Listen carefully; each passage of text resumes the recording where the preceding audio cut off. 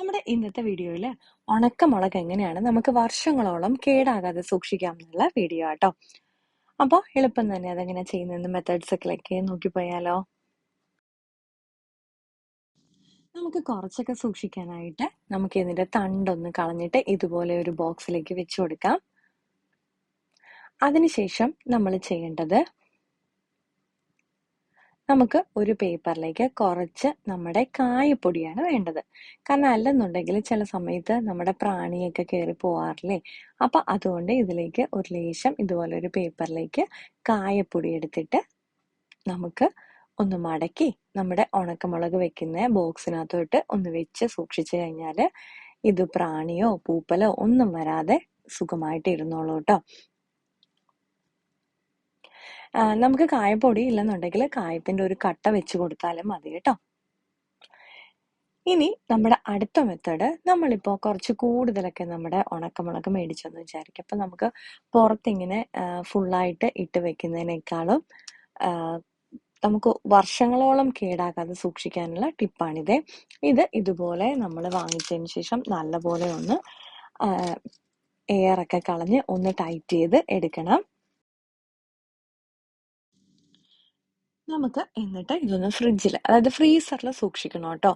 എല്ലാവരുടെയും സംശയമാണ് നമ്മളിത് എടുക്കുന്ന സമയത്ത് ഇത് ഇങ്ങനെ നനഞ്ഞ പോലെ ഇരിക്കും എന്നൊക്കെ. ഒന്നുമില്ല, നല്ല ഫ്രഷ് ആയിട്ട് തന്നെ ഇരിക്കും. നമ്മൾ ഇതിൽ നിന്ന് ആവശ്യത്തിനുള്ളത് മാത്രം എടുത്താൽ മതി കേട്ടോ. ഞാനിപ്പോൾ നമ്മുടെ കാശ്മീരി ചില്ലിയും അതുപോലെ തന്നെ ചതച്ച മുളകും ഒക്കെ ഞാൻ ഇതുപോലെയാണ് സൂക്ഷിച്ച് ഫ്രീസറിൽ വെക്കാറുള്ളത്. ഇനി നമുക്ക് ഒരു മെത്തേഡിലും കൂടെ നമ്മുടെ ഉണക്കമുളക് സൂക്ഷിക്കാൻ പറ്റും. അതും കൂടി ഞാനൊന്ന് കാണിക്കാവേ. അതിനായിട്ട് നമ്മൾ അതിൻ്റെ തണ്ടൊക്കെ ഒന്ന് ക്ലീൻ ചെയ്തെടുക്കണം. അതിനുശേഷം നമ്മളൊരു പാനിലേക്ക് ഒരു നുള്ള് നെയ്യാണ് ഒന്ന് ഒഴിച്ചു കൊടുക്കേണ്ടത്, വെളിച്ചെണ്ണയല്ല, നെയ്യ് തന്നെ ഒഴിച്ചു കൊടുക്കണം കേട്ടോ.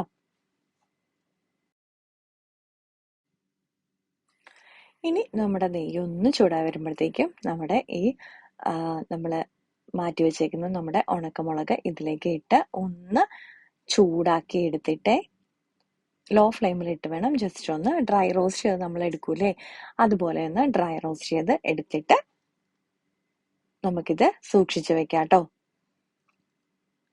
ഫ്രീസറിൽ വെക്കാനൊക്കെ താല്പര്യം ഇല്ലാത്തവർക്കുള്ള മെത്തേഡാണ് ഞാൻ കാണിക്കുന്നത്. ഒരു 1-2 മിനിറ്റ് ഒക്കെ ഒന്ന് ലോ ഫ്ലെയിമിലിട്ട് ഇതുപോലെ ഒന്ന് ഡ്രൈ റോസ്റ്റ് ചെയ്ത് എടുത്ത് നമുക്ക് മാറ്റാം. ഇനി ഇത് നമുക്ക് മാറ്റി ജസ്റ്റ് ഒന്ന് തണുക്കാനായിട്ട് മാറ്റി വെക്കണം കേട്ടോ. ചൂടോടുകൂടി നമുക്ക് ഇട്ടൊരു ബോട്ടിൽ വെക്കാൻ പറ്റാത്തതുകൊണ്ടാണ്. എന്നിട്ട് ഇതുപോലെ ഒരു ചില്ല് ബോട്ടിൽ ഇട്ട് പുറത്ത് സൂക്ഷിച്ചാലും നമ്മുടെ ഉണക്കമുളക് കേടാകാതെ ഇരിക്കുവേ. അപ്പോൾ ഇന്ന് ഞാൻ കാണിച്ച എല്ലാ മെത്തേഡും എല്ലാവർക്കും ട്രൈ ചെയ്യാവുന്നതാണ്. അതുപോലെ തന്നെ യൂസ്ഫുൾ ആണെന്ന് പ്രതീക്ഷിക്കുന്നു. അപ്പോൾ ലൈക്ക് ചെയ്യാനും ഷെയർ ചെയ്യാനും കമൻറ്റ് ചെയ്യാനും മറക്കല്ലേ. വീണ്ടും ഇതുപോലെയുള്ള യൂസ്ഫുൾ വീഡിയോസായിട്ട് കാണാം കേട്ടോ.